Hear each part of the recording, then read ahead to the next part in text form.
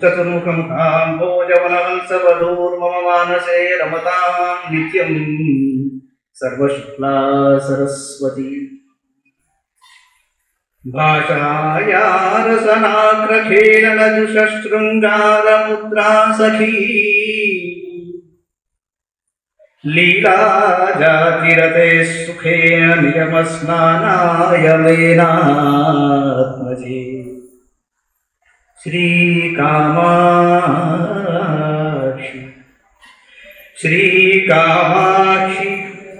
सुधामयी वशिशिरा स्रोतस्विनी गाढानन्दतरङ्गिता विजयते हासप्रभा चातुरी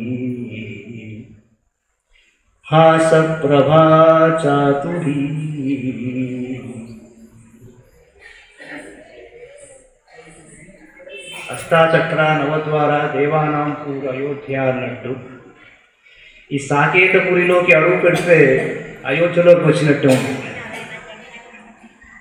ఎంతో మనశ్శాంతి, చక్కని ఆహ్లాదకరమైన వాతావరణం. ముందుగా సాకేతపుర వాసులందరికీ, సోదరులు దేవి ప్రసాద్ గారికి, నిర్వాహకులందరికీ వినాయక చవితి శుభాకాంక్షలు తెలుపుకుంటూ, ఏవో 4 పలుకులు వినాలని మొబైల్ని పక్కన పెట్టి ఇక్కడికి వచ్చేసారు. మీరంతా చాలా ధన్యులు. కారణం ఏమిటంటే ఎక్కడ చూసినా फिर रहा है आदमी भूला हुआ भटका हुआ, फिर रहा है आदमी भूला हुआ भटका हुआ, हर एक का सर है किसी न किसी मोबाइल पर लटका हुआ. మరో సమస్య ఏమిటి అంటే మనం ఎవరి పని కోసమో ఎవరి మాటల కోసమో మొబైల్లో ఉండిపోతున్నాం, కానీ మనం ఎంత ఈ మొబైల్గా మారిపోయామో మనం గుర్తించటం లేదండి.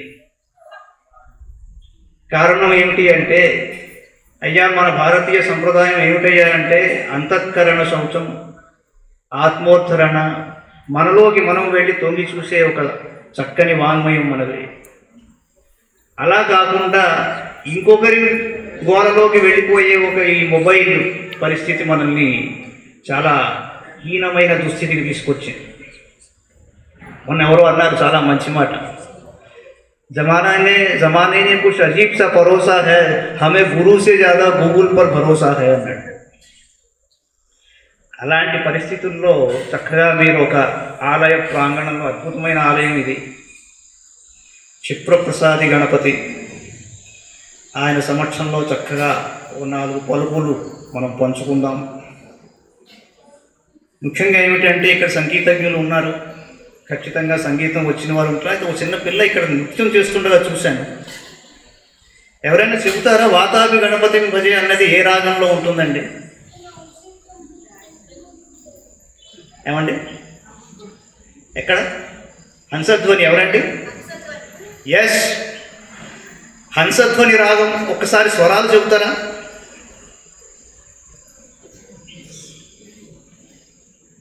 చెప్పండి, పర్వాలేదు.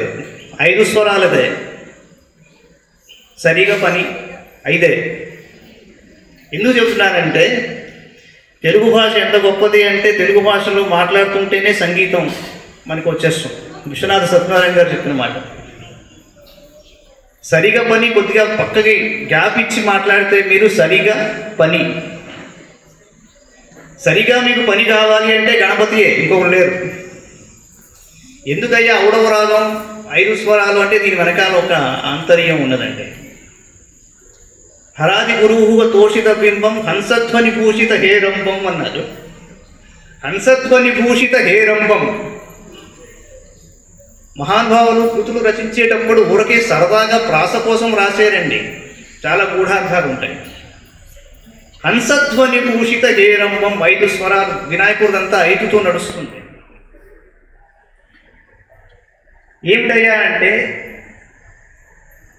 ఏ విషయాన్ని తీసుకున్నా మూడు డైమెన్షన్స్లోంచి మీరు చూడాల్సి ఉంటుంది. ఇవాళ నాకు ఇచ్చిన టాపిక్ ఏమిటంటే గణపతి ఉపాసన వైశిష్ట్యం. రకరకాల సమస్యలు ఏమిటయ్యా అంటే, ఏమండి వినాయక వ్రతకల్పంలోని కథ 3-4 పుస్తకాల నుంచి ఒక్కొక్క పేరా తీసుకుని చదువుతున్నామండి. అసలుకి అథెంటిక్ కథ ఏమిటి? ఒకసారి ఒకటి చెప్తాడు, ఒకసారి ఇంకోటి చెప్తాడు. ఇలా ఎందుకు జరుగుతోంది అంటే, నేను ఇచ్చిన సమాధానం ఏమిటంటే,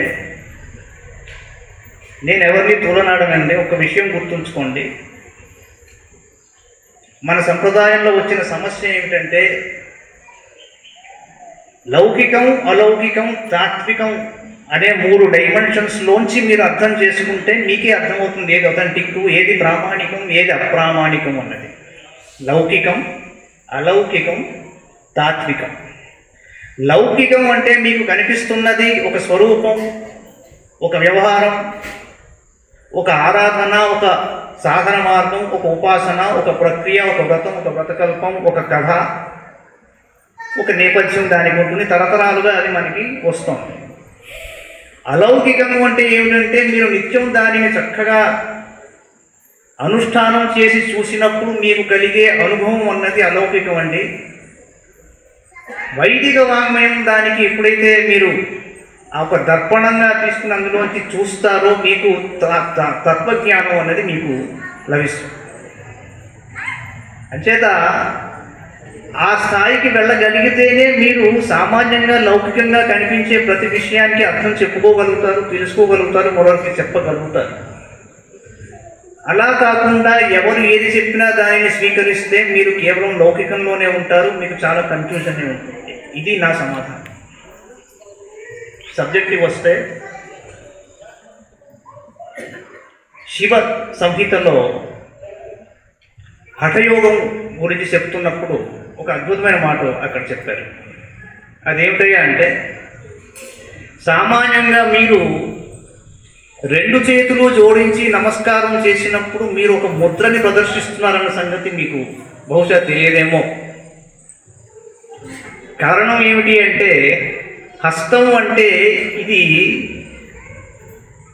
వినాయకుడి స్వరూపం. ఇది ఆయనకి మహాగణాధిపతిగా పట్టణాభిషిక్తుడిని చేసిన రోజు హస్త నక్షత్రం రోజున ఆయనకు అది ఆ పదవి లభించింది. ఆయన ఈ హస్తం మీరు జాగ్రత్తగా చూడండి, ఈ మౌంట్స్ ఈ మధ్యలో ఉన్నది, కింద ఉన్న మీకు ఎలుగు కూడా కనిపిస్తుంది ఇక్కడ జాగ్రత్తగా చూస్తే. హస్త అనే నక్షత్రం 5 నక్షత్రాల కూటమి. ఈ 2 చేతుల్ని మీరు జోడించి నమస్కారం చేసినప్పుడు మీరు మూలాధారాన్ని యాక్టివేట్ చేస్తున్నారు అన్న సంగతి మనం గుర్తించాలి. ఇలా కనుక you will see a lot of change in your constitution. మీ బాడీ మైండ్ సిస్టంలో చక్కని బ్యాలెన్స్ మీకు ఏర్పడుతుంది. కారణం ఏమిటి అంటే, ఒక ఆయన అడిగాడు నన్ను, ఈ నమస్కారం అనేది ఆచారమా ముద్ర అన్నాడు. భారతీయ వాంగ్మయంలో ఏ ఆచారం ప్రబలంగా ముందరికి వచ్చినా వైదిక పరంపరలో ఎక్కడో ఒక్కడ గూఢమైన రహస్యం ఉండే ఉంటుంది. ఒక మిత్రుడు అడిగాడు, ఫారినర్, ఏమండి మీ దేశంలో ఎంతమంది దేవతలు దేవుళ్ళు ఉన్నారంటే ఒకసారి చెప్తారా అన్నాడు.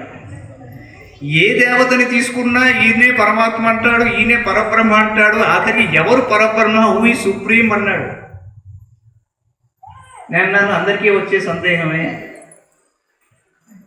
మా దేవతల గురించి తెలుసుకునే ముందర మా దేశం గురించి ముందర తెలుసుకోండి. మా భారతదేశం సామాన్యమైంది కాదు. ప్రతి చెట్టులో, ప్రతి పుట్టలో, మట్టిలో, ఆకాశంలో, భూమిలో, పాములో, రాయిలో, రప్పలో, నీళ్లలో, వాయువులో, తల్లిలో, తండ్రిలో, గురువులో, అతిథిలో కూడా పరబ్రహ్మనే దర్శించగలిగే ఏకైక దేశం నా భారతదేశం అని చెప్పాను. మా భూమిలో మేము ఫలానా దేవుడు కంటే చిన్నవాడు అని ఏ రోజు చెప్పుకోం. కారణం ఏమిటంటే, ఎవడైతే ఆ దేవతను కానీ, దేవుణ్ణి కానీ, ఆ ఆరాధ్య దైవాన్ని కానీ, అర్చామూర్తిని కానీ ఎప్పుడైతే ఉత్సవమూర్తినైనా కూడా ఉపాసనలోకి నిమగ్నమైపోయి చేస్తున్నాడో వాడు ఒకటే మాట అంటాడు, అయమ్నే అస్తు భగవాన్, అయమ్నే భగవత్తరా. If there is a God anywhere, this is it. If there is a God superior to this is that. అయమ్నే భగవత్తరః, అది మన ఉపాసన మార్గం. అంచేత వినాయకుడికి బ్రహ్మణస్పతిం అన్నాడు. He is the master, supreme. వినాయకుడికి ఇదేమిటండి, వినాయకుడు శివుడు కొడుకు కదా, మరి ఆయన బ్రహ్మణస్పతి పరమాత్మ అంటే అంతే. ఆయన ఉపాసనలోకి వెళ్ళినప్పుడు ఆయన దారి అంతే, ఆయనే సుప్రీం. అయ్యప్ప ఉపాసనలోకి వెళ్తే అది అంతే. ఏ దేవతా స్వరూపాన్ని దగ్గరికి వెళ్ళి ఉపాసన చేసినా ఇదే ఆంతర్యం, తాత్వికం అదే అన్నమాట. మీ అందరికీ తెలుసు, ఆదిశంకరాచార్యులు వారు చాలా చక్కని ఒక స్తోత్రం చేసి ఉన్నారు.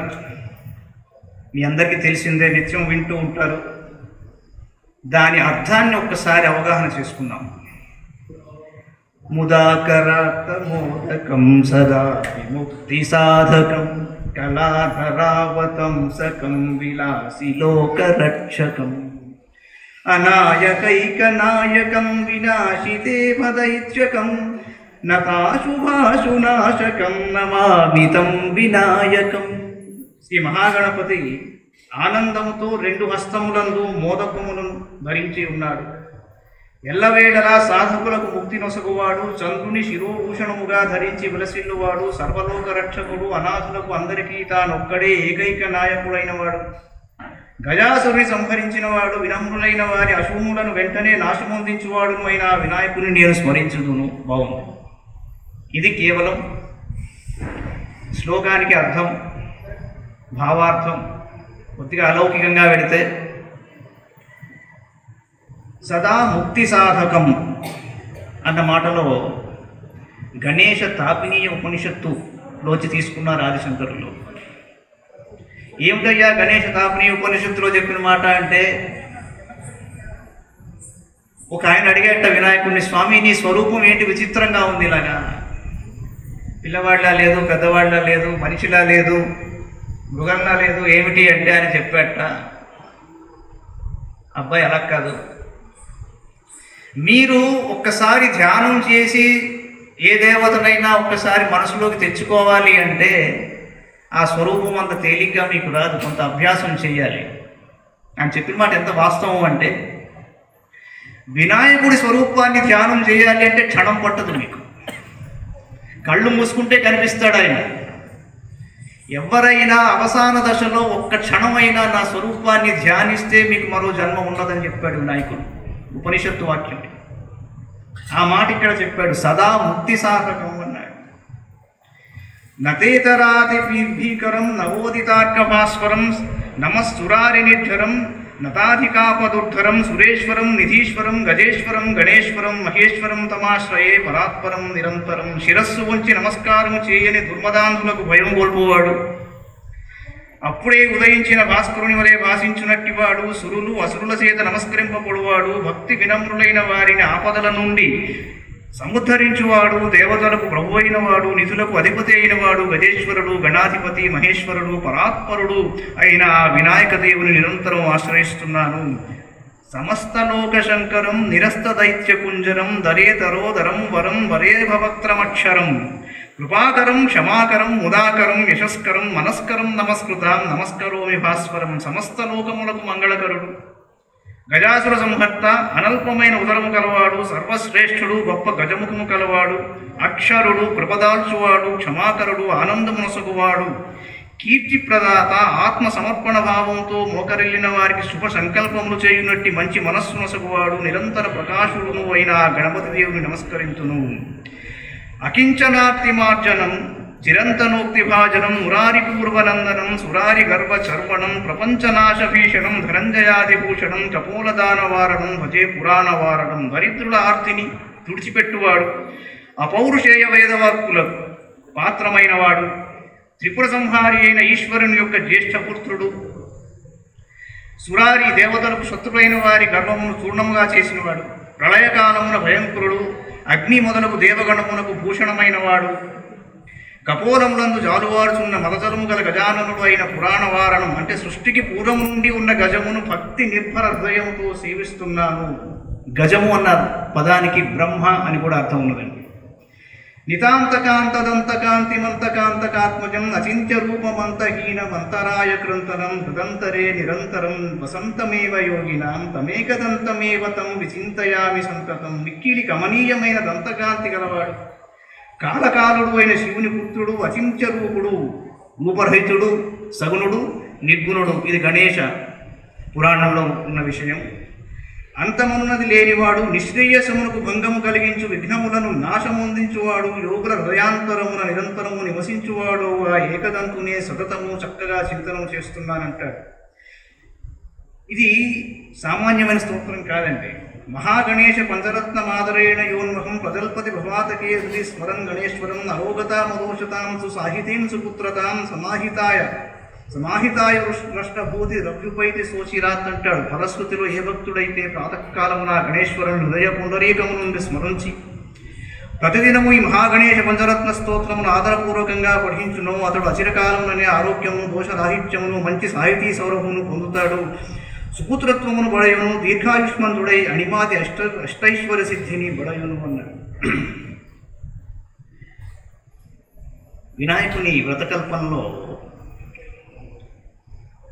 అమ్మవారు నులుగు పిండితో ఒక మూర్తిని తయారు చేసిందండి. ఆ మూర్తి వినాయకుడిగా ఉద్భవించాడు, శివుడు వచ్చాడు. ఆ కథంతా మీకు తెలిసిందే. ఇది లౌకికంగా కథాపరంగా మనకు కనిపించే కథ. దీనికి లోపల ఒక ఆంతర్యం ఉంది. వినాయకుడు అంటే అర్థం ఏమిటంటే స్పర్శ లేకుండా జన్మించినవాడు అని అర్థం. ఆయనకి సృష్టి యావత్తులో ఒక పొజిషన్, మహాగణాధిపతి అనేది శివుడు ఆ పదవికి ఆయనని ఎంచుకున్నాడు. ఎందుకు ఎంచుకున్నాడు అంటే ఆయన బయట నుంచి వచ్చి చూసేసరికి అమ్మవారికి ద్వారపాలకుడుగా ఉన్నాడు ఈ వినాయకుడు. దాని అర్థం ఏమిటి అంటే ఉమాదేవి ప్రత్యేకంగా పదం ఎక్కడ వాడతారు అంటే కుండలిని శక్తిగా భాషించే అమ్మవారి పేరు ఉమా. ప్రణవంలోని ఓంకారంలో ఉమా శక్తి స్వరూపిణి ఆవిడ మూలాధారం దగ్గర ఉంటుంది ఆ కుండలిని శక్తి. ఆ మూలాధారం అనే శక్తి 3.5 అంగుళాల పొడవు, ఒక సర్పంలాగా కాయిల్డ్గా ఉంటుంది. ఆ సర్పాన్ని నాగ యజ్ఞోపవీతంగా ధరిస్తాడు పరమశివుడు. ఉమాదేవిని ఆయన యజ్ఞోపవీతంగా ధరిస్తాడు, అందుకే అర్ధనారీశ్వరుడు అయ్యాడు. ఆ కుండలిని శక్తి అన్నది ప్రైమోర్డియల్ స్ట్రెంగ్త్, చరాచర సృష్టికి మూలాధారం అది. వినాయకుడు మూలాధార క్షేత్రంలో ఉంటాడు. ఆయన ఆ కుండలిని శక్తికి ద్వారపాలకుడుగా వ్యవహరిస్తున్నాడు. ఎవర్రా వీడు అని చూసి నా శక్తికి ఒక లౌకికమైన ప్రాకృతమైన స్వరూపం కుదరదు అనుకొనిన వాడై శిరస్సును ఖండించి ఉత్తర దిశగా వెళుతూ ఎక్కడైతే నీకు మొదటి జంతువు కనిపిస్తుందో దాని శిరస్సును తీసుకొచ్చి పెట్టండి అన్నాడు శివుడు. ఇదేమిటి అంటారు చాలామంది. గొప్ప మర్మం ఏమిటి అంటే ఒక గజము యొక్క శిరస్సు తీసుకొచ్చి ఆయనకి తగిలించారు. మహాగణాధిపతిగా ఆయనని పట్టాభిషిక్తుడిని చేశారు. చేసే ముందర ఏమిటయ్యా అంటే ఎవరైతే ముల్లోకాలన్నీ తిరిగి వచ్చేస్తాడో వాడికి అన్నారు. ఇదేమిటి విషయం? అసలు ముల్లోకాలని ఎవరు శాసిస్తున్నారు, ఎవరు దానికి సృష్టి స్థితి లయని కల్పిస్తున్నారు శక్తి స్వరూపంతో అని ఆలోచిస్తే అక్కడ అమ్మవారే. ఆ విషయం తెలిసిన వాడు వినాయకుడే కాబట్టి చక్కగా ఆవిడకి 3 ప్రదక్షిణలు చేసి అయిపోయింది నాకు అని అన్నాడు. సుబ్రహ్మణ్య స్వామి వల్ల అది కాలేదు. అంచేత ఆయన్ని పట్టాభిషిక్తుడిని చేశారు. ఫిజిక్స్లో చిన్నప్పుడు మీరు చదువుకున్నారు. There are 3 concepts: moment of inertia, center of mass and center of gravity. చరాచర సృష్టిలోని శక్తులన్నీ ఏ పాయింట్లోంచి ట్రాన్స్మిట్ అయ్యి అందరికీ ఎంత ప్రపోర్షన్లో కావాలో అందజేయగలిగే ఒక గొప్ప పరిస్థితి, ఒక పొజిషన్ను మహాగణాధిపతి అనే పొజిషన్. అది నీలోనూ ఉంది, నాలోనూ ఉంది. ప్రపోర్షన్ అన్నమాట. దానిని నియంత్రించగలిగే శక్తి మహాగణాధిపతి ఒక్కడికే ఉన్నది. During the course of my discussion I tell you, Ganadhipati ఒక్కడే కాలాన్ని శాసించగల దైవం మరొకడు లేడు. ఇది ఉపనిషత్తు వాక్యం. అయితే గజముఖుడు ఎందుకయ్యాడు, దీని వెనకాల తాత్వికమైన విషయం ఏమిటి ఒక్కసారి గమనిద్దాం. జగన్నియంత అయిన పూర్ణ పరమతత్వమే గణపతి తత్వం. ఎలా అంటే గణానాంపతి గణపతి, గణశబ్ద సమూహస్య వాచక పరికీర్తిత అను వచనముల వలన గణశబ్దము సమూహవాచకం, ఒక గణం అంటాము. సమూహములను పాలించు పరమాత్మను గణపతి అంటారు. దేవతలకు ప్రభువైన వాణిని కూడా గణపతి అంటారు, లేదా మహత్తత్వాది తత్వగణానాంపతి గణపతి అన్నారు. నిర్గుణ సగుణ బ్రహ్మగణానాంపతి గణపతి. సర్వవిధములైన గణములకు సత్తాస్ఫూర్తులను ఇచ్చునట్టి పరమాత్మయే గణపతి. సృష్టి స్థితి లయత్వములు, జగన్నియంతృత్వ సర్వపాలకత్వాది గుణములు ఎవరి యందు ఉండునో ఆయనే బ్రహ్మ అన్నారు. గణపతి అథర్వశీర్ష ఉపనిషత్తు ఏం చెబుతోందండి? ఓం నమస్తే గణపతయే త్వమేవ కేవలం కర్తాసి, త్వమేవ కేవలం ధర్తాసి, త్వమేవ కేవలం హర్తాసి, త్వమేవ కేవలం కల్విదం బ్రహ్మాసి తేల్చేసింది. ఈ వచనముల వలన గణపతి బ్రహ్మయే అని తెలియచుంది. బ్రహ్మ అంటే పరబ్రహ్మ, ఇక్కడ బ్రహ్మదేవుడు వేరు. సమస్త దృశ్య ప్రపంచమునకు అధిష్టానమే గణపతి. అధిష్టానము వలననే కల్పిత వస్తువునకు స్థితి ప్రవృత్తి కలుగుతాయి. అంచేత భిన్న భిన్న పురాణములందు శివ విష్ణు సూర్య శక్తి మున్నగు వారందరూ బ్రహ్మరూపముగా వివక్షితులయ్యారు.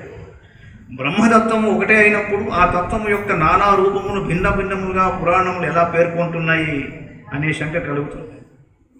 సమస్త ప్రపంచము బ్రహ్మతత్వమే అయినప్పుడు గణపతియే విశేషించి బ్రహ్మ అని ఎలా చెబుతున్నాడు? గణానాం త్వా గణపతిం హవామహే కవిం కవీనాముపస్రవస్తమం జ్యేష్ఠరాజం బ్రహ్మణాం బ్రహ్మణస్పత ఆనశృణ్వన్నోతిభిస్సీద సాధనం అంటాడు. త్వమేవ ప్రత్యక్షం తత్వమసి. శాస్త్రములు ముఖ్యంగా వేదములు వేదానుసారులైన శృతి ఇతిహాస పురాణాదులే అయి ఉన్నాయి కాబట్టి శాస్త్రములు గణపతిని పూర్ణ బ్రహ్మ అని చెబుతున్నవి. బ్రహ్మణస్పతి అన్న ఎక్స్ప్రెషన్ వేదంలో చాలా చోట్ల వస్తుంది.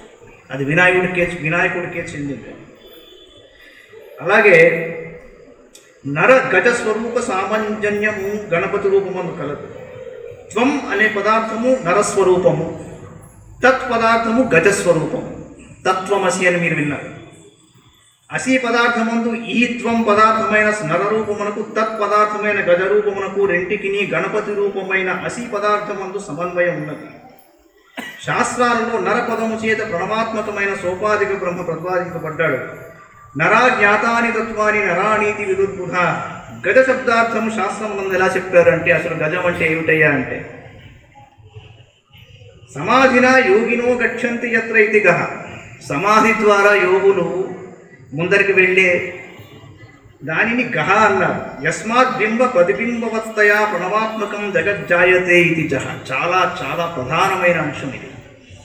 సమాధి వలన యోగులు ఏ పరమతత్వాన్ని పొందుతారో అది గ వర్ణ ప్రతిపాద్యం. అది బింబము వలన ప్రతిబింబం ఉత్పన్నమైనట్లే కార్యకారణ స్వరూపము ప్రణవాత్మకమును అయిన ప్రపంచము దేని వలన ఉత్పన్నమగునో దానిని జ అంటారు.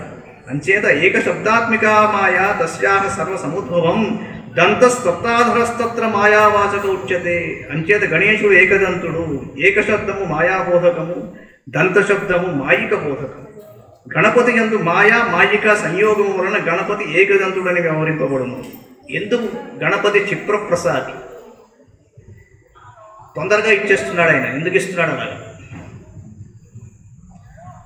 ప్రధానమైన కారణం ఏమిటంటే ఆయన స్వరూపమే ఆ మెడ వరకు నరుడు, ఆ పైన పరమాత్మ. మామూలుగా నరుడు తనలో తాను పరమాత్మని ధ్యానించాలి అంటే చాలా పెద్ద సాధన కావాలి. ఆ స్వరూపం పొందడం చాలా కష్టం, ధ్యానించడం కూడా అది తేలిక. వినాయకుడు స్వయంగా ఆయన స్వరూపం ఏమిటయ్యా అంటే, నరుడు ఎలా డైరెక్ట్గా ఆ శిరస్సు గజుడిది, ఇప్పుడు గజం అంటే ఏమిటో చెప్తాను నేను, డైరెక్ట్గా ఆయన కనిపిస్తున్నాడు. ఒక్కసారి ఆ స్వరూపాన్ని మీరు బింబం ప్రతిబింబం ద్వారా తీసుకుంటే ఇదే వేదాంత శాస్త్రం. డైరెక్ట్గా పరమాత్మని పొందవచ్చు అన్న విషయం ఇక్కడ చెప్తున్నారు. For those who are convergent with బింబం ప్రతిబింబం వ్యవహారం ఒకటి ఉన్నది మనకి. The concept is known as involution. Anybody was heard about involution? Evolution ఉంది, రెవల్యూషన్ ఉంది. ఇన్వల్యూషన్ గురించి ఎప్పుడైనా ఆలోచించారా? I tell you what is involution. Involution is a function, transformation or operator that is equal to its inverse, that is which gives the identity when applied to itself. I'll repeat this, it is rich with its meaning. Involution is a function, transformation or operator that is equal to its inverse, that is which gives the identity when applied to itself. You invert yourself and apply it to yourself. బింబము ప్రతిబింబము ఇక్కడ చెప్పారు. అంచేత వక్రం ఆత్మరూపం ముఖం యస్య, వంకరగా ఉన్నదానిని వక్రం అంటారు. ఆత్మస్వరూపము వక్రము, inversion. సమస్త ప్రపంచము మనస్సునకు వాక్కునకు గోచరించును, కానీ ఆత్మతత్వము మనోవాక్కులకు విషయం కాదు, అనిర్వచనీయమైన భావం. వక్ర పదార్థం అప్రాప్య మనసా సహా అన్నది శృతి. బ్రహ్మ అనిర్వచనీయమని చెప్పుచున్నది. చిన్న విశేషం. కంఠాధో మాయయాయుక్తం మస్తకం బ్రహ్మవాచకం వక్రాక్ష్యం తేన విఘ్నేశస్తేనాయం వక్రతుండ అను వచనం వలన పైన చెప్పిన విషయం స్పష్టమవుతోంది. 4 హస్తములందు భక్తులను అనుగ్రహించుటకై పాశ అంకుశ వర అభయముద్రను ధరిస్తాడు ఆయన. భక్తుల మోహరూపమైన శత్రువును బంధించుటకై పాశమును ధరిస్తాడు. సర్వ జగన్నియంత అయిన బ్రహ్మ అంకుశము చేతను దుష్టులను నాశమొందించునట్టి బ్రహ్మ, దంతము చేతను సర్వకామనలను పూర్తి చేయు బ్రహ్మ, వరముద్ర చేతను సూచింపబడును అని చెప్పారు. ఇక్కడ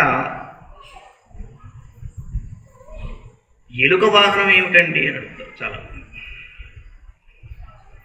ఈ మహానుభావుడు ఎలుక మీద ఎలా కూర్చుంటాడు, ఎలుక మీద ఎలా ప్రయాణం చేస్తాడు? See, Paramatma Tattvam, so small to be infinite and again so large to be infinite. 1/10 is mathematically equal to 10/100. If there are mathematicians here, please correct me if I go wrong. నేను పెద్ద ఏదో complicated rocket technology చెప్పట్లేదండి. 1/10 is equal to 10/100. Yes or no? Yes. 10/100 is equal to 100. లాస్ట్కి వెళ్ళిపోతాయి. Denominator మీద 1 followed by infinite number of zeros పెడతాను నేను. Numerator మీద ఒక 0 తక్కువ పెడతాను. That is equal to what? మనమంతా 1/10 అండి. అవతల పక్క ఉన్నది పరమాత్మ అండి. But mathematically we are same. మీరు జాగ్రత్తగా ఆలోచన. ఒకసారి కూరగాయల దగ్గర ఒక చిన్న పిల్ల కూరగాయలని చూస్తూ వాళ్ళ అమ్మతో ఒక మాట అంటుంది. అమ్మాయి ఈ ఆకాకరకాయ, చిన్న కాకరకాయ ఉంటుంది, దానికి చిన్న తోకలా ఉంటుంది. ఇది చిట్టి ఎలుక చుంచు ఎలుకలా లేదా అండి. ఇప్పుడు వెజిటేరియన్స్కి ఆ మాట చెప్తే బాధగా ఉంటుంది. కాకరకాయ కొద్దిగా పెద్దదైతే అది పెద్ద ఎలుకలా ఉంది. ఇవాళ రేపు కొన్ని హైబ్రిడ్ కాకరకాయలు కూడా, కొన్ని పంది కుక్కుల్లా కూడా ఉన్నాయి. పొట్లకాయ పాములా ఉంది. పనసకాయ తీసుకుంటే అది ఒకసారి బీట్రూట్ వండుతారు, రక్తానికి చాలా మంచిదన్నారు. కొద్దిగా భయం వేస్తుంది తినేటప్పుడు నాకు. వెజిటేరియన్స్ తినే నాన్ వెజిటేరియన్ అనిపిస్తుంది బీట్రూట్ చూస్తే. బట్ కాన్సెప్ట్ ఒకటే. మీరు ఒక చిన్న ఎలుకని తీసుకుని ఆర్టిఫిషియల్ ఇంటెలిజెన్స్ వాడి దాన్ని అలాగ పెద్ద చేసుకుంటూ వెళ్ళిపోతే ద లార్జెస్ట్ ల్యాండ్ యానిమల్ ఏనుగులానే ఉంటుంది. తొండం వచ్చేస్తుంది. సో అతి సూక్ష్మమైన అతి చిన్న ఒక రోడెంట్ మీద ఆయన ప్రయాణం చేయగలడు. అత్యంత పెద్దదైన ఒక ఏనుగు తలని ఆయన ధరించగలడు. అనంతం అవ్యయ కవి, కవిం కవీనా హోమస్రవస్తమం. ఎవరా కవి అంటే, కవి అనే పదానికి మొదటి అర్థం బ్రహ్మ, సృష్టికర్త.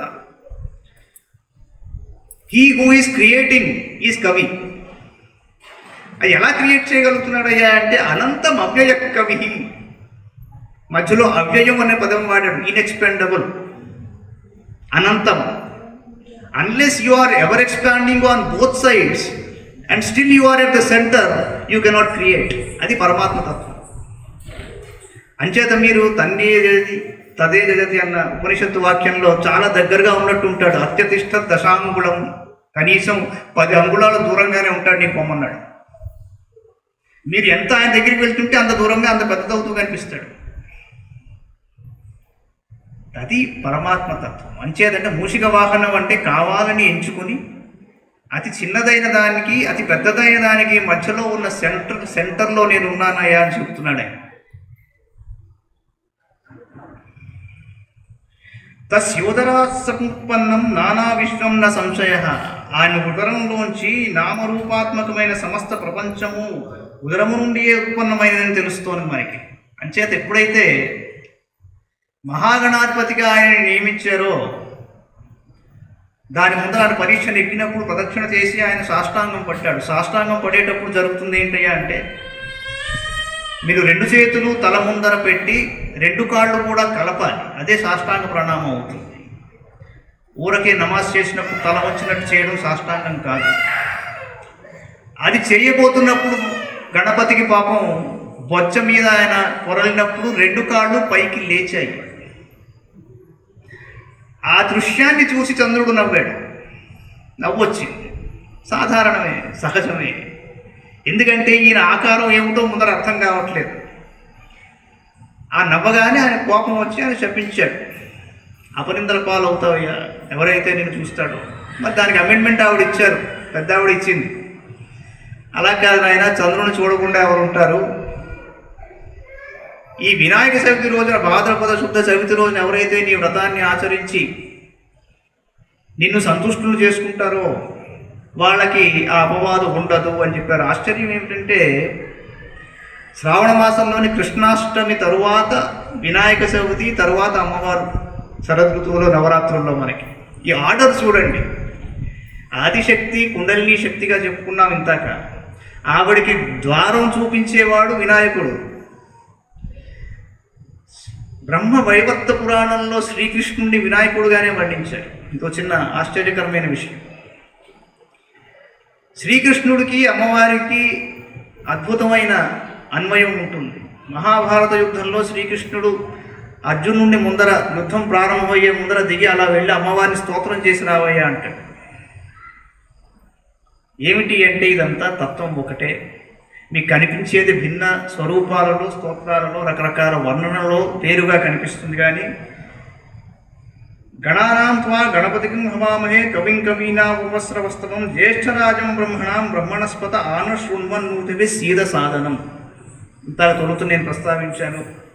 కథలలో చాలా భిన్నాభిప్రాయాలు రకరకాలుగా వైవిధ్యంతో చెబుతున్నారండి. ఇదేమిటి? వేదోక్తంగా మీరు ఆలోచిస్తే కథలన్నీ అర్థమవుతాయి. స్కంద మౌద్గల పురాణమునందు వినాయక మహాత్మ్య విషయములకు సంబంధించిన ఒక గాథ కలదు. అదేమిటయ్యా అంటే, ఎందుకు వినాయకుడు విఘ్నహర్త అయ్యాడు? అభినందనుడు అనే ఒక రాజుగారు ఉండేవాడు. ఆయన ఒక యజ్ఞం తలపెట్టాడు. ఏమిటయ్యా ఆ యజ్ఞం అంటే, ఈ యజ్ఞం యొక్క ఫలాన్ని ఇంద్రుడు కాకుండా ఎవరికైనా ఇచ్చేట్టుగా. ఈ ఇంద్రుడికి ఎక్కడ చూసినా సమస్యలే. ఆయన కోపం వచ్చింది న్యాయంగా. ఆయన వెంటనే కాలపురుషుణ్ణి పంపించాడు. ఆ యజ్ఞాన్ని ధ్వంసం చెయ్యి, వాడిని కూడా ధ్వంసం చేయమన్నాడు. వాడు వచ్చాడు. వాడు విఘ్నం అనే ఒక రాక్షసుడు రూపంలో వచ్చి ఆ యజ్ఞాన్ని ధ్వంసం చేస్తున్నాడు. వశిష్ఠుల వారికి భయం వేసి ఒక్కసారి అందరూ వెళ్ళి మహర్షులు బ్రహ్మదేవుని వేడుకున్నారు, అయ్యా ఏమిటయ్యా ఇది అన్నది. ఆయన అన్నాడు, కాలపురుషుణ్ణి శాసించగల శక్తి ఒక్కటే, అది గణాధిపతి, ఆయన దగ్గరికి వెళ్ళి వేడుకోండి అన్నాడు. వెళ్ళి నమస్కారం చేసుకున్నారు. ఇక్కడ చిన్న ఆంతర్యం ఉంది. కాల నిర్ణయం అనేది మనం అధిగమించగలమా? ఒక ప్రశ్న అందరికీ కలుగుతుంది. తలరాత అలా ఉంటే, is destiny to be just followed and obeyed? Can we moderate our destiny? అంతా లలాట లిఖితమైనప్పుడు దేవతలు ఎందుకు, దేవుళ్ళు ఎందుకు, ఆరాధన ఎందుకు, ఉపాసన ఎందుకు, తపస్సు ఎందుకు, సాధన ఎందుకు, భజన ఎందుకు, భోజనం ఎందుకు అంటాం. కరెక్టే క్వశ్చన్, వాస్తవం అది కాదు. ఏవం జ్ఞానప్లవేనైవ వృజినం సంతరిష్యసి అంటాడు శ్రీకృష్ణుడు గీతలో. నువ్వు పాపాత్ముల్లో అందరికంటే ఎక్కువ పాపాత్ముడు అయితే అర్జునుడు అడిగిన సందేహం, ఏమయ్యా ఇన్నిసారి చెప్పావు కదా, కర్మఫలం తప్పదంటున్నావు కదా, ఇంక ఎందుకు ఇదంతానన్నాడు ఆయన. కాదన్నాడు. ఏవం జ్ఞానప్లవేనైవ వృజినం సంతరిష్యసి, నువ్వు నీ ఆత్మోద్ధరణ కోసం లోపలికి వెళ్తున్నప్పుడు, ఎప్పుడైతే నువ్వు ఆత్మసాక్షాత్కారాన్ని పొందాలని కోరుకుంటున్నావో మెల్లగా ఇవన్నీ కూడా ఒక సమిధని అగ్నిలో వేసినట్టు కాలిపోతాయి సుమా అన్నాడు. దాని అర్థం ఏమిటండి? మనకి ఈ జన్మలోనే there is an opportunity to overcome all that, let us not be defeatist. ఈ ప్రస్తావన ఇక్కడ వచ్చింది. మహాగణాధిపతి ఒక్కడే కాలపురుషుణ్ణి కూడా శాసించగల శక్తిమంతుడు అని చెప్తున్నాడు. Okay, granted. ఎందుకు? బికాస్ మీ వైరింగ్ అంతా చేసి వెళ్ళిపోయిన తర్వాత మీరు మెయిన్ స్విచ్ ఆన్ చేయకపోతే ఏమీ వెలగవు. ఆయన మహాగణాధిపతి అంటే నేను చెప్పిన మూమెంట్ ఆఫ్ ఇనర్షియా అనేది ఏదైతే, ఇనర్షియా అంటే విఘ్నము, ఇనర్షియాని అధిగమించేవాడు విఘ్నేశ్వరుడు. అసలు విఘ్నం అంటే ఏమిటయ్యా అంటే, మనం ఏదైనా ఒక విషయాన్ని అలవర్చుకోవాలి, అలవాటు చేసుకోవాలి, సాధన చేయాలి అనుకున్నప్పుడు వంట పట్టడం లేదు, మన మనస్సు శక్తి మన శరీరం ముందరికి వెళ్ళటం లేదు అంటే అర్థం ఏమిటయ్యా అంటే అది ఇనర్షియా. దానిని అధిగమించాలి అంటే వినాయక వ్రతం ఒకటే, వినాయకుడి ఉపాసన ఒకటే, అది నిజమైన విఘ్నం అంటే. లేకపోతే విఘ్నాలు సృష్టించడం ఏమిటండి ఆయన అంటే, ఇది మీనింగ్. అయితే ఆ కాలపురుషుణ్ణి శాసించేందుకోసం వెళ్ళి మహాగణాధిపతిని వేడుకున్నారు వశిష్ఠాదులు. ఆయన వెంటనే వచ్చి ఆ కాలపురుషుణ్ణి హతమార్చాడు. వెంటనే ఆ యజ్ఞం పరిసమాప్తి. అందుచేత ఆ రోజు నుంచి వినాయకుడికి విఘ్నేశ్వరుడు అన్న నామకరణం జరిగింది. ఇక్కడ స్వకర్మణ తమభ్యర్చ సిద్ధిం విందతి మానవ, సత్కర్మానుష్ఠానము వలన విశుద్ధాంతఃకరణుడైన పురుషునికి భగవత్తత్వ సాక్షాత్కారము కలుగుతుంది. అలా కలగకూడదు అని విఘ్నాలు సృష్టిస్తారు.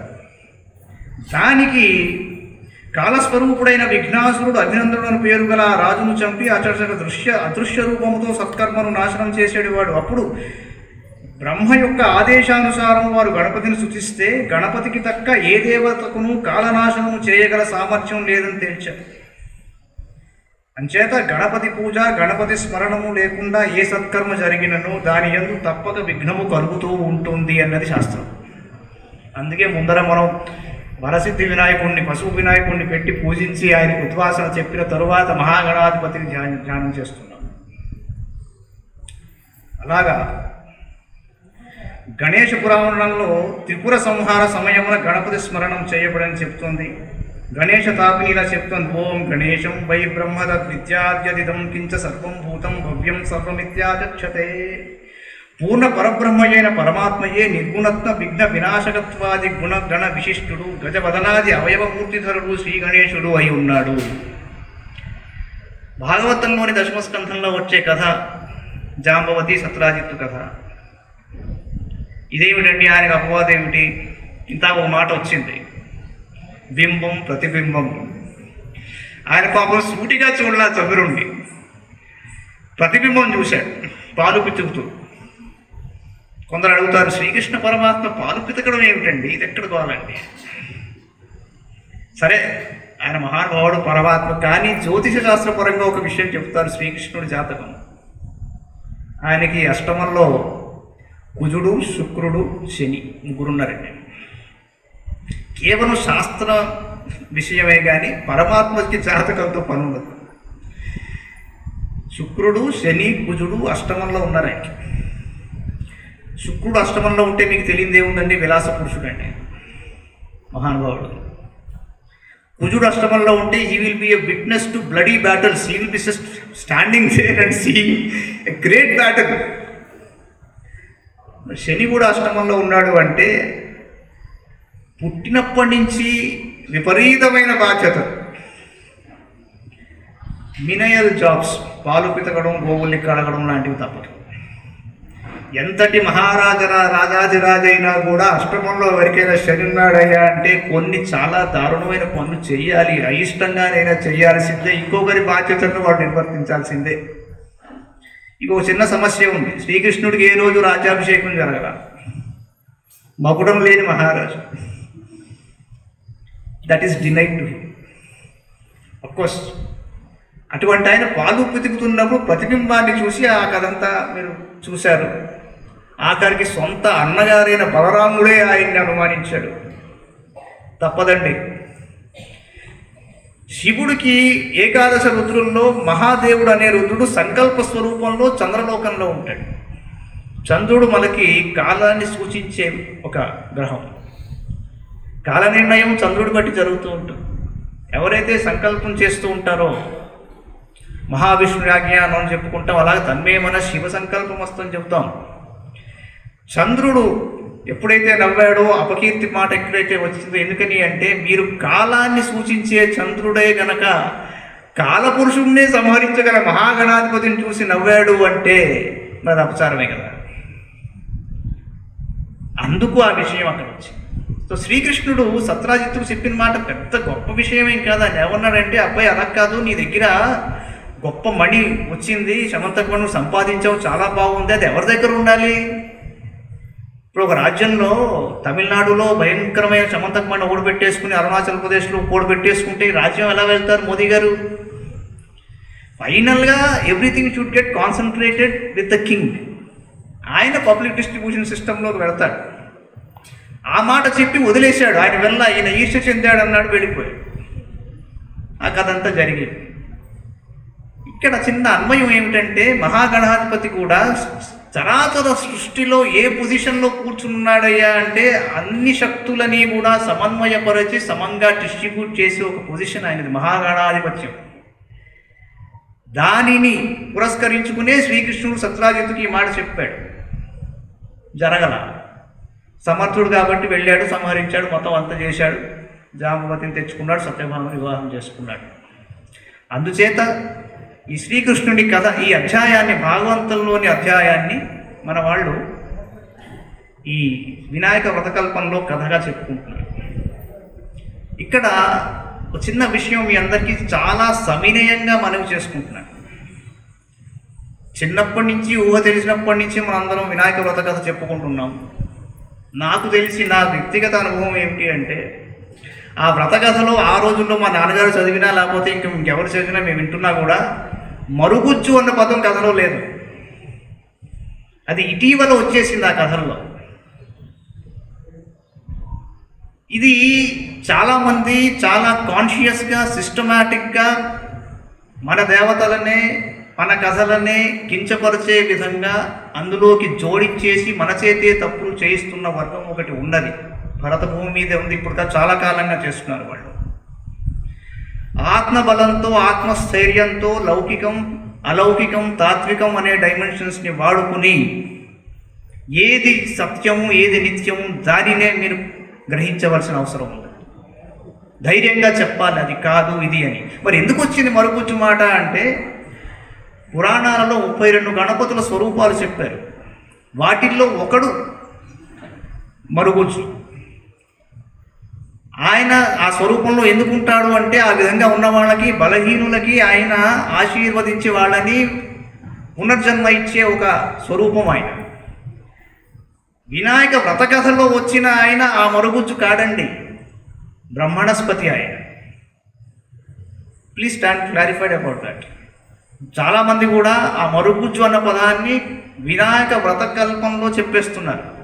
చాలా తప్పు, అపచారం కూడా. మన అబ్దుల్ కలాం గారిని అర్ణవ్ గోస్వామి ఒకసారి అడిగాడు, ఏమంటే ఇండియాలో ఇంత ఉంది కదా, నదులు ఉన్నాయి, మరి కోస్టల్ బెల్ట్ ఉంది, ఇంత గొప్ప వాళ్ళు ఉన్నారు, ఇంటలెక్చువల్స్ ఉన్నారు, ఇంటెలిజెంట్ వాళ్ళు ఉన్నారు, ఇన్ని శాస్త్రాలు ఉన్నాయి, ఇంత వేదవాంగ్మయం ఉంది, ఇంతమంది కళాకారులు ఉన్నారు, మరి ఏంటి తక్కువ మన దగ్గర అంటే సూటిగా చెప్పిన మాట ఒకటే ఆయన, భారతీయులకి సెల్ఫ్ కాన్ఫిడెన్స్ అనేది లేదు, ఆత్మబలం లేదు, దట్ ఈస్ ద ప్రాబ్లం అన్నాడు ఆయన. 54 కోట్ల మంది యూత్ మన దేశంలో ఉన్నారు, కానీ వినాయకుడి వ్రతం, వినాయకుడి కథ ఏమిటి, అందులో ఉన్న ఆంతర్యం ఏమిటి, ఆయన ఎనర్జీని ఎలా మనం తీసుకుని వాడుకోగలం, ఆ విధంగా ఒకరికి పాశ్చాత్యులు సమాధానం ఎందుకు చెప్పలేకపోతున్నావు అంటే మనంతా తల వంచేసి అందరికీ ఎవరు చెప్పింది వాళ్ళు వెళ్ళిపోవడమే, ఒప్పేసుకోవడమే. ఈ పరిస్థితిని మనం అధిగమించవలసిన అవసరం ఉన్నది. అదలా ఉంచుదాం. ఇకపోతే ఒక చాలా ప్రధానమైన అంశం, శ్రోతల కోరిక మీద. ఇది మీరు కాదు, చాలామంది వాళ్ళు ఇక్కడ ప్రసంగం ఉంటుందని చెప్పేసరికి నాకు చాలా కోరికలు నాకు పంపించారు. అదేమిటయ్యా అంటే, ఏ రాశి వారు ఏ వినాయకుడి స్వరూపాన్ని సాధనలో పెట్టుకుంటే సత్ఫలితాలను పొందుతారు అని వాళ్ళు అడిగారు. గబుక్కున దాని మీద చిన్న ఎక్సర్సైజ్ చేసి నేను తీసుకొచ్చాను. దీనికి ఒక కారణం ఉందిలేండి. సత్యసాయి సెంటర్ శివంలో నేను ఈ ఉగాది రోజున పంచాంగ శ్రవణం జరిపినప్పుడు ఉమా సంహితలోని వాల్మీకి రామాయణంలోని ఏ సర్గాన్ని తీసుకుంటే ఏ రాశి వారికి ఈ సంవత్సరం బాగుంటుందంటూ చెప్పుకుంటూ వెళ్ళాను నేను. ఇప్పుడు ముఖ్యంగా చెప్పాలి అంటే మేషరాశి నుంచి నేను చెప్తాను. 32 స్వరూపాలు వినాయకుడివి. 32 స్వరూపాల్లో 8వ స్వరూపం ఉచ్చిష్ట గణపతి. నీలం రంగులో ఉంటాడు ఆయన. గరిక పూజ ప్రతి శనివారం చేసి, గరిక పూజ అంటే అష్టోత్తరంతో, లేదా గణపతే నమః అని కూడా చేయొచ్చు. పరమాన్నం నైవేద్యం చేయవలసింది మేషరాశి వారండి. ఇది నిత్యం. దీనివల్ల ఏమవుతుందంటే ఈ రాశి వారికి ఇంకా ఎక్కడ ఢోకా ఉండదు. ఇంతగా చెప్పాను, కాలపురుషుణ్ణే సంహరించగలిగిన వాడు మహాగణాధిపతి. వృషభ రాశి వాళ్ళు 12వ స్వరూపమైన ఏకాక్షర గణపతి. ఈయనకి ప్రతి గురువారం అర్చన చేసి దానిమ్మ పండు నైవేద్యం పెట్టాలి. మిథున రాశి వారు 18వ స్వరూపమైన వరద గణపతి. ఈయనకి వీళ్ళు మంగళవారం రోజున అర్చన చేసి తేనె నైవేద్యం చేయాలి. కర్కాటక రాశి వారు 11వ స్వరూపమైన హేరంబ గణపతి. ఆయన గరికి పూజ చేసి గురువారం రోజు ఉండ్రాళ్ళు నైవేద్యం పెట్టాలి. సింహరాశి వారు ద్విజ గణపతి. శుక్రవారం చేసి మోదకాలు నైవేద్యం పెట్టాలి. మోదకం ఉండ్రాళ్ళు చిన్న తేడా ఉందండి. మోదకం అంటే ఎక్కువగా మహారాష్ట్రలో చేసేది ఒక ట్రయాంగిల్ స్వరూపంలో ఉంటుంది. అందులో ఏమంటారండి దాన్ని, లౌజు, కొబ్బరి లౌజు పెడతారు వాళ్ళు. ఆ స్వరూపం కూడా ఎందుకు అలా ట్రయాంగిల్లా చేస్తారంటే అది మూలాధారం యొక్క స్వరూపం. అది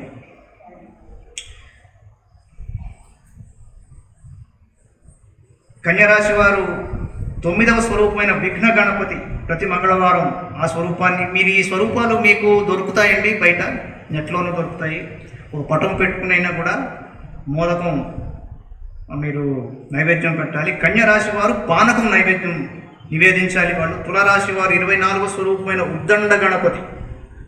ఈయనని రవివారం పూజ చేసి అరటిపళ్ళు నైవేద్యం పెట్టాలి. వృశ్చిక రాశి వారు 5వ స్వరూపమైన శక్తి గణపతి. ఈయనని సోమవారం రోజు అర్చించి ఆవుపాలు నైవేద్యం పెట్టాలి. ధనురాశి వారు 12వ స్వరూపమైన లక్ష్మీ గణపతిని బుధవారం రోజు ఆరాధించి ఉండ్రాళ్ళు లేదా మోదకాలు నైవేద్యం చేయాలి. మకర రాశి వారు 21వ స్వరూపమైన హరిద్ర గణపతిని సేవించి మంగళవారం రోజు మోదకాలు నైవేద్యం పెట్టాలి. కుంభరాశి వారు 13వ స్వరూపమైన మహాగణాధిపతిని ఆరాధించి గురువారం రోజున పరమాన్నం నైవేద్యం పెట్టాలండి. మీనరాశి వారు 19వ స్వరూపమైన శ్రేక్షర గణపతి 3 అక్షర గురువారం రోజున మోదకాలు నైవేద్యం పెట్టాలి. ఇది రాశి వారిగా ఏ స్వరూపాన్ని ఆరాధిస్తే ఎవరికి ఏది కలుగుతుందన్నది విషయం. అయితే ఏమండి సింపుల్గా పూజ చేస్తే అయిపోతుందా అన్నది కాదు. ఏ పూజకైనా కొన్ని కండిషన్స్ ఉన్నాయి. వేదం చెబుతుంది, ఋతం తపస్ సత్యం తపశ్రుతం తపశ్శాంతం తపో దమస్తపో శమస్తపో దానం తపో యజ్ఞం తపో భూర్భువస్సువర్బ్రహ్మైతదుపాస్యైతత్తపః. చాలా సింపుల్. వ్రతం తపః, సమత్వం చేయాలి మీరు. చీమలో బ్రహ్మలో శివకేశవాదులలో ప్రేమ మీర వెలుగుచుండే బిరుదు వహించిన సీతారామాలను బ్రోవరా అంటాడు రామయ్య. మీరు ఏ క్రీచర్కి మధ్యలో తారతమ్యం చూపించకుండా ఉండడం వ్రతం. సత్యవ్రతాన్ని పాటించాలండి. శృతంతపో స్వాధ్యాయం ఉండాలి, వేదాధ్యయనం చేసుకోవాలి. శాంతంతపో ప్రశాంతత, మానసికంగా వాక్కు ద్వారా కూడా ప్రశాంతతను ఏర్పరచుకోవాలి. ప్రతిదానికి ఎగ్జైట్ అయిపోవడం మంచిది కాదు. దమస్తపో శమస్తపో, దమశమములు ఇంద్రియ నిగ్రహం ఉండాలండి. లోపలి ఇంద్రియాల నిగ్రహం ఎలా అండి అంటే శౌచం పాటిస్తూనే ఇంకొకరి వస్తువు నాకు కావాలి, ఇంకొక వస్తువు ఉన్నది నాకు లేదు అనుకోవడం చాలా తప్పు. అసూయ అంటే ఏమిటయ్యా అంటే ముఖ్యంగా ఒక మాట చెప్పింది శాస్త్రం. ఏమయ్యా గురుగారిని అడిగట్టు ఒక శిష్యుడు, అయ్యా నేను కిందటి జన్మలో పాపాలు చేసేనా చేయలేదా అనే దానికి ఏదైనా ఒక తార్కాణం ఉన్నదా అని అడిగాడు. తప్పకుండా ఉందయ్యా. నీకు ఎవరినైనా చూస్తే ఒక్కసారైనా నీకు అసూయ కలిగింది అంటే నువ్వు పాపాత్రుడుగా పోతావు. That is the gold standard. అమెరికాలో ఎప్పుడు గోల్డ్ స్టాండర్డ్ అంటుంటారు పెద్దానికి. గోల్డ్ స్టాండర్డ్ ఏమిటంటే మీరు ఎక్కడ చూసినా మీకు లోపల కాలుతోంది అనుకోండి, మీరు ఈ జన్మలోకి చాలా తీసుకొచ్చేసారు వెనక నుంచి, మీకు ఆనందం కలుగుతుంది అనుకోండి, మీరు ఆత్మోద్ధరణ వైపు పురోగమిస్తున్నారు అని అర్థం.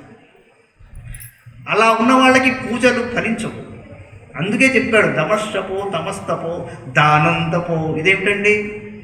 ఏమంటే మీరు సిద్ధాంతి దగ్గరికి వెళ్తే జాతకం చూపిస్తే వెంటనే ఏవో దానాలు అంటాడు, చెప్పాలంటాడు. కారణం ఇదే, ఏ జన్మలోనూ దానం చేయలేదు సరిగ్గా.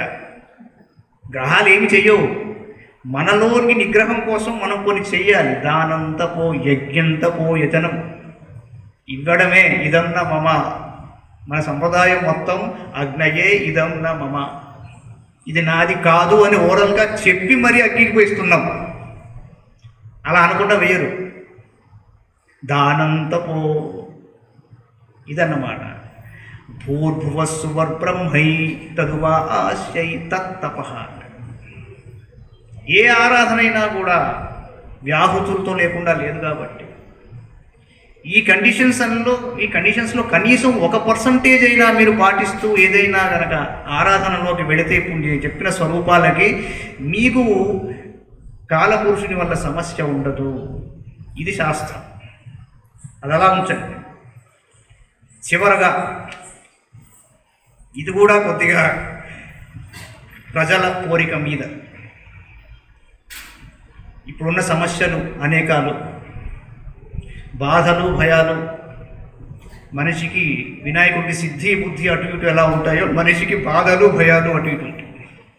అవే నడిపిస్తూ ఉంటాయి మమ్మల్ని. మనం ఏ దారిలో వెళ్తున్నామో తెలియకుండా అవే తీసుకెళ్తుంటాయి.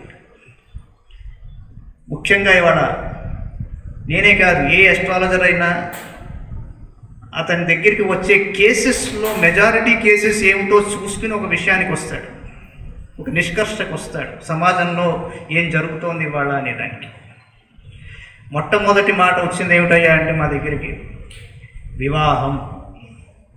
వివాహాలు చేసుకోవట్లేదు ఎవరును, వివాహాలకు ఒప్పుకోవట్లేదు.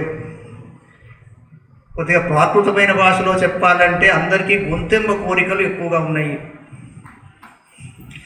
స్త్రీలకి అమ్మాయిలకి ఎక్కువగా, కోర్స్ ఇక్కడికి వచ్చిన వాళ్ళ గురించి నేను మాట్లాడకూడదు, ఎందుకంటే అలాంటి కోరికలు లేని వాళ్ళే ఇక్కడికి వచ్చారని నేను భావిస్తున్నాను.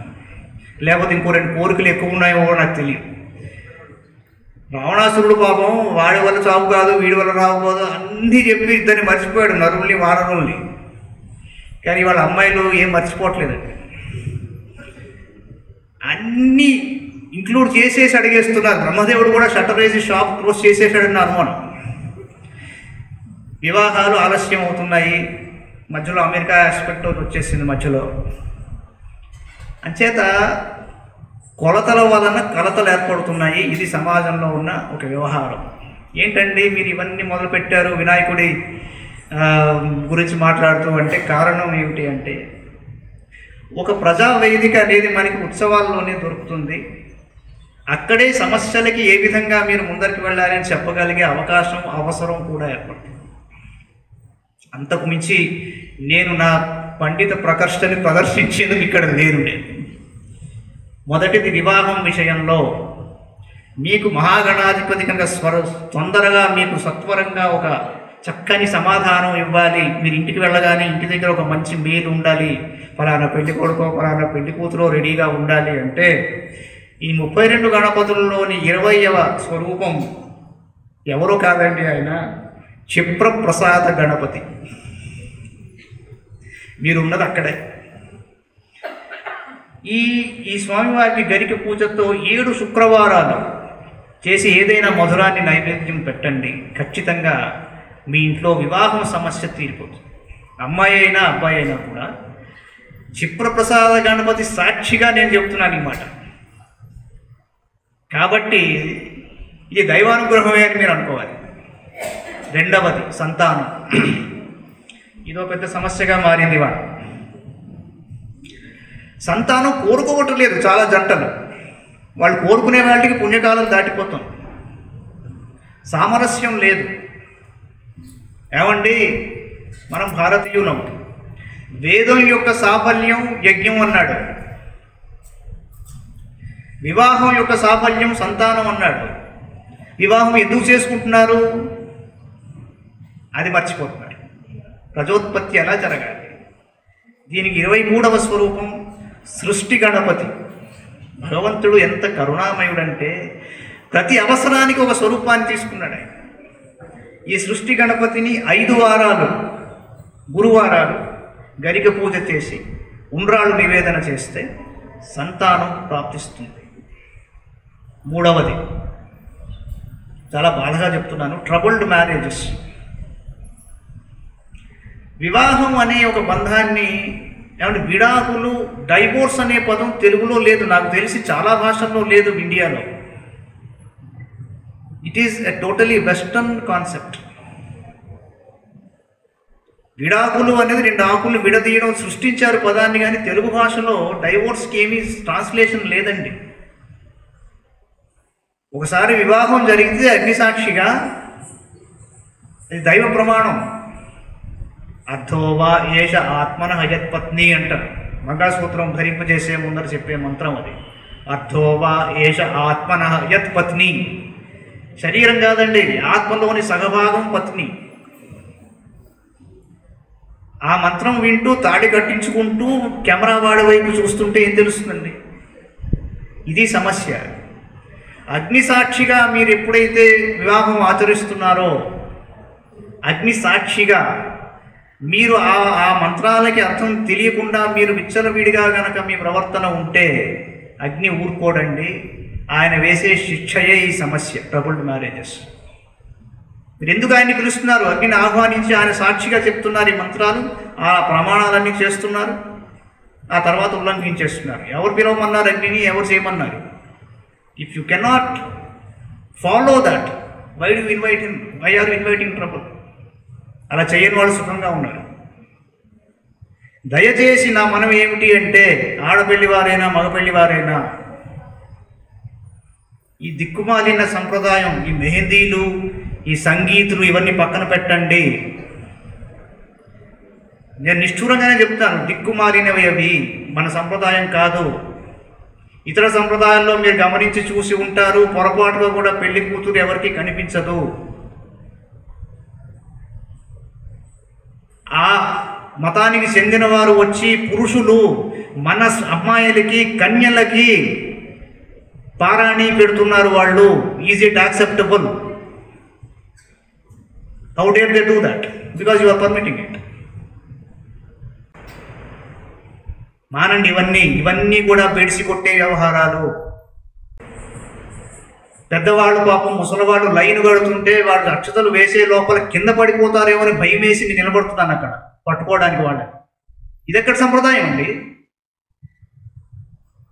దీన్ని అధిగమించి ధైర్యంగా ఆత్మస్థైర్యంతో ఇది కుదరదు, మా దగ్గర ఇది లేదు, మన సంప్రదాయం కాదు అని చెప్పి చీల్చి చెండాడండి. Whoever is demanding that? ఆ రోజు మనకి నిజమైన స్వాతంత్రం.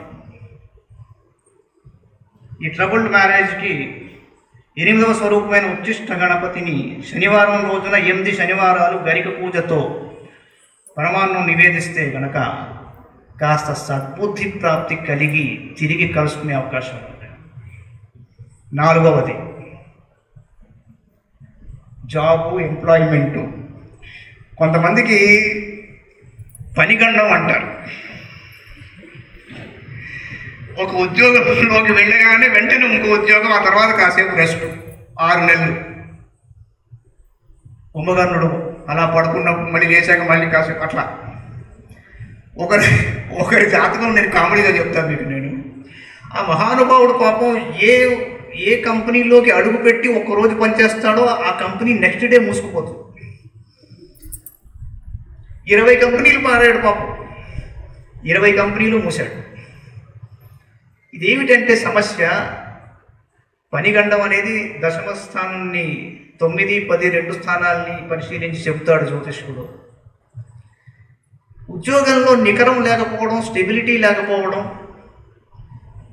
ఎంఎస్ చేసేసి అక్కడ ఖాళీగా ఉండడం యూఎస్లో, లేక ఇక్కడ ఏదో చేయాలనుకున్నా చేయలేకపోవడం, ఈ సమస్యల్లోంచి చాలామంది పాపం బాధపడుతున్నారు పిల్లల విషయంలో.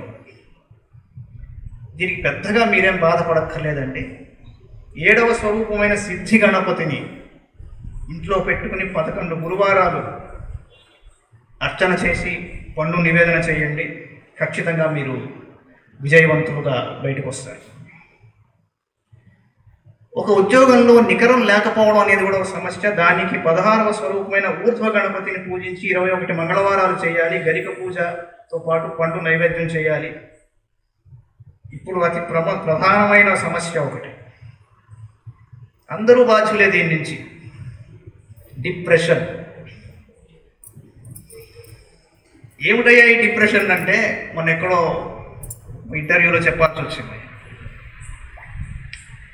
ఒక పని చేసి ఆ పనికి ఒక రిజల్ట్ని పొందే ఒక పరిస్థితి, ఒక కథ చదివినా కూడా, ఒక సినిమా చూసినా అందులో ఒక స్ట్రగుల్ ద్వారా ఒక విజయాన్ని పొందే ఒక ప్రక్రియని ప్రదర్శించకపోవడం వల్ల, నవరసాలు లేకపోవడం వల్ల ఇన్సెన్సిటివ్గా మారుతున్న ఒక తరం మన ముందర ఉన్నది. నాకు ఒక అడ్వకేట్ గారు చెప్పారు, చాలా బాధేసింది. ఒక సాఫ్ట్వేర్ ఇంజనీర్ని కొన్నాళ్ళ క్రితం హైకోర్ట్ ఆఫ్ తెలంగాణ ఒక మర్డర్ విషయంలో హ్యాంగింగ్ టిల్ డెత్ అనే పనిష్మెంట్ని ప్రొనౌన్స్ చేసింది. ఆ అబ్బాయి బయటికి వచ్చి అతని జీప్ ఎక్కిస్తుంటే కూడా అతని ముఖంలో ఏ హావభావాలు లేవు. లైఫ్, డెత్ అనేవి రెండు కూడా ఎప్పుడైతే వ్యక్తిలోంచి బయటికి వెళ్ళిపోతాయో, 2 కాన్సెప్ట్స్, యూ బికమ్ ఇన్సెన్సిటివ్. ఇదేదో ఋషితుల్యులు కారు వాళ్ళకి ఆలోచన సామర్థ్యం, ఇమోషనల్ బ్యాలెన్స్ కోల్పోయిన తర్వాత కలిగే ఒక పరిస్థితి అది. సమాజం దీన్ని ఎదుర్కొంటోంది. నేను స్టార్టింగ్లోనే మొబైల్తో మొదలుపెట్టాను. కారణం ఏమిటంటే, the mobile phone has made a lot of us immobile. You ask any psychiatrist, he will thank the mobile industry. వాళ్ళ దగ్గరకు వచ్చే పేషెంట్స్ లక్షల్లో ఎందుకు వస్తున్నారా అంటే, because of the mobile phone. Depression is because we lose the purpose in life. The parents are unable to convince the youngsters, అబ్బాయి ఇది కాదు, దీని తర్వాత ఇది, దాని తర్వాత ఇది పర్పస్, మన వాంగ్మయం ఇది, భాష ఇది, భాషకి దూరం అయిపోయింది ప్రపంచం. సో ఇంటెలిజెన్స్ కూడా ఆర్టిఫిషియల్ ఇంటెలిజెన్స్ అని చెప్పాక ఇమాజినేషన్ కూడా ఆర్టిఫిషియల్ ఇమాజినేషనా అనే డౌట్ వస్తుంది. ఈ డిప్రెషన్కి 29వ స్వరూపమైన సింహ గణపతిని అర్చించి రవివారంలో 7 వారాలు మోదకాల నైవేద్యం పెడితే ఆ పరిస్థితి నుంచి బయటపడతారు. అనారోగ్యం, జనరల్ ఇల్ హెల్త్, 1 కాదు 2 కాదు. ఆసుపత్రికి వెళ్ళాలంటే ఒక విధమైన భయం.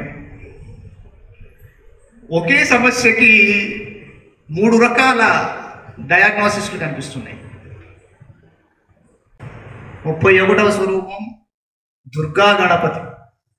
మంగళవారం పూట 6 మంగళవారాలు గరిక పూజతో తేనెని నైవేద్యం పెడితే ఇంట్లో ఎవరికి అనారోగ్యం ఉన్నా మీరు అందులోంచి బయటపడతారు. ఇకపోతే అప్పులు, రుణబాధలు. అప్పులు చేసి ఒకడు సమస్యలో ఉంటాడు, అప్పులు ఇచ్చి రెండో వాడు సమస్యలో ఉంటాడు.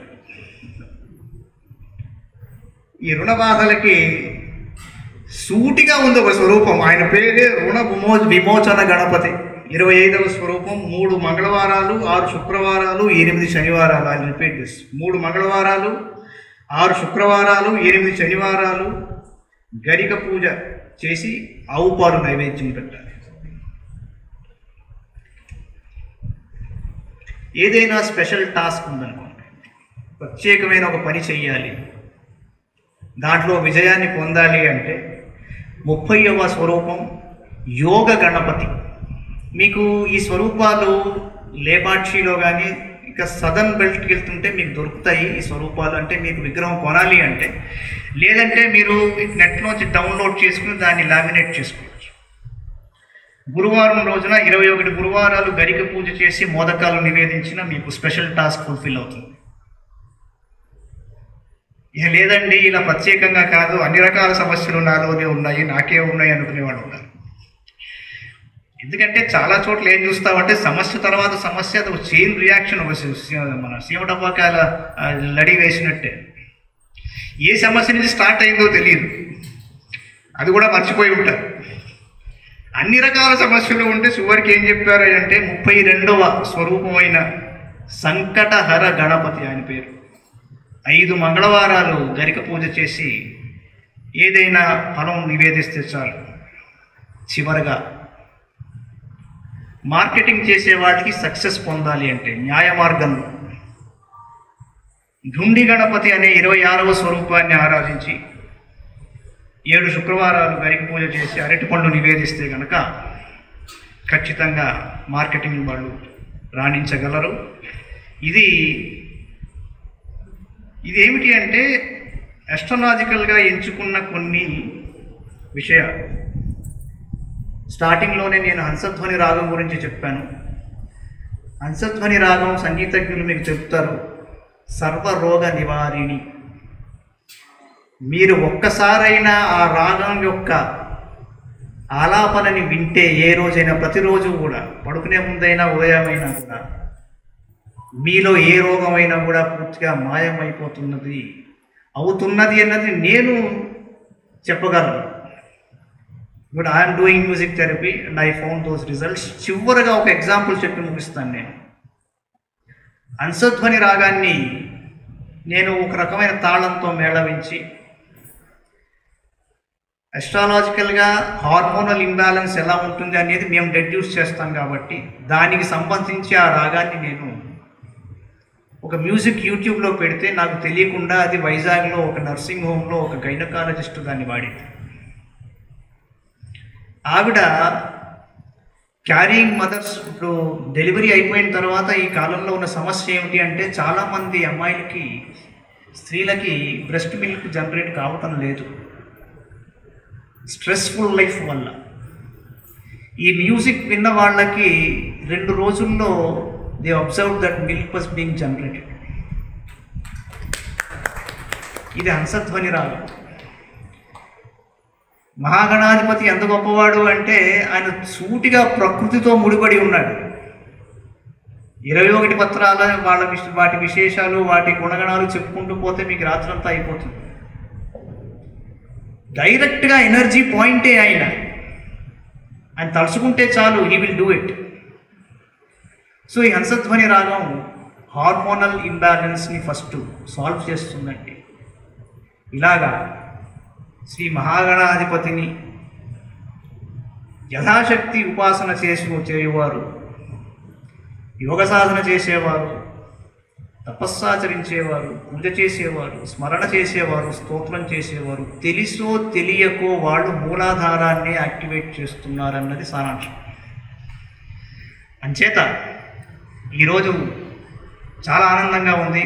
క్షిప్ర ప్రసాది అయిన ఈ క్షిప్రప్రసాద గణపతి ఆలయం ప్రాంగణంలో చాలా చక్కని విషయాలని నా చేత మీరు పలికించారు.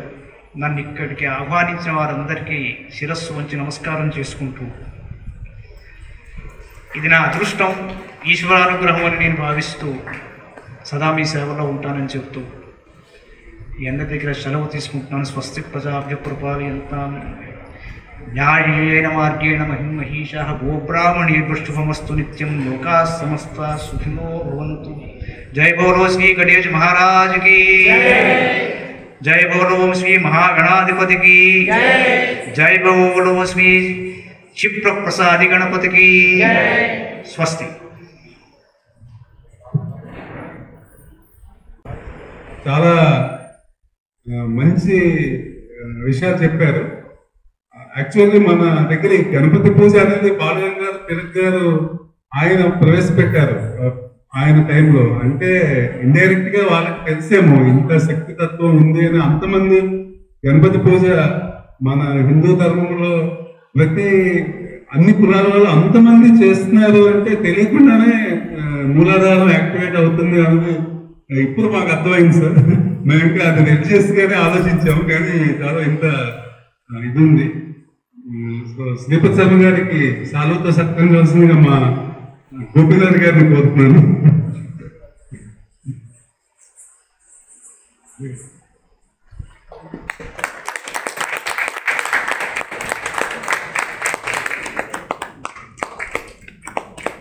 గోపీనాథ్ గారు మా రైల్వేలోనే రిటైర్ చేసే FNCO మన ప్రణాంలో ఉంటారు ఆయన.